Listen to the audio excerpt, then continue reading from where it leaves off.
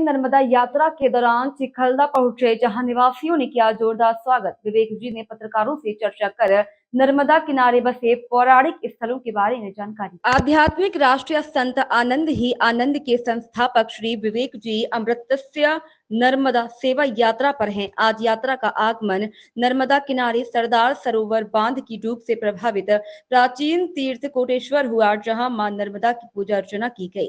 इसके बाद निसरपुर नगर से होते हुए चिखलदा पहुंचे, जहां की नगरवासियों ने संत का जोरदार स्वागत किया। आपको बता दें कि राष्ट्रीय संत श्री विवेक जी से पूर्व में लगभग 2800 किलोमीटर की दोनों तट की मां नर्मदा की पैदल परिक्रमा कर चुके हैं।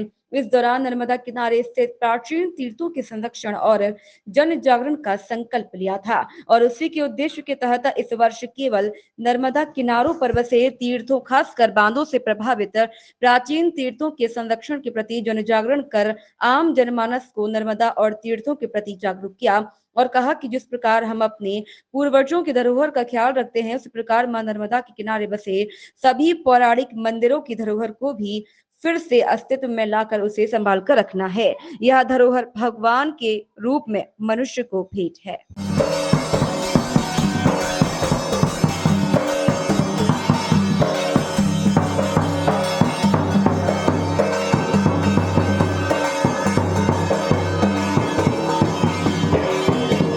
आपके क्या अनुभव रहे हैं और क्या संकल्प है? नर्मदेहर मैं पिछले वर्ष मैया नर्मदा की पद परिक्रमा में था। मैया ने, असल में हम संकल्प लेने वाले कोई नहीं होते, मैया संकल्प दे देती है। तो तीर्थों की जो मैया नर्मदा की पद परिक्रमा में जो एक महत्वपूर्ण विरासत रही है, तो पिछली पद परिक्रमा में मैंने मैया के सारे तीर्थों को, पुराणों तीर्थों को, शास्त्रोक्त तीर्थों को खोजा था, उनके दर्शन किए।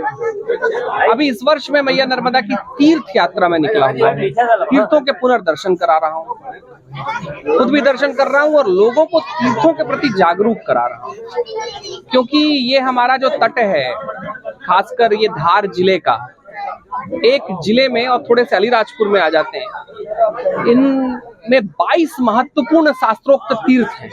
मेरी कोशिश है कि हम उनका पुनर्परिचय लें, अपनी स्मृति में रखें और फिर उनका परिचय लेने के बाद शायद हम उनके संरक्षण में उतर सकें।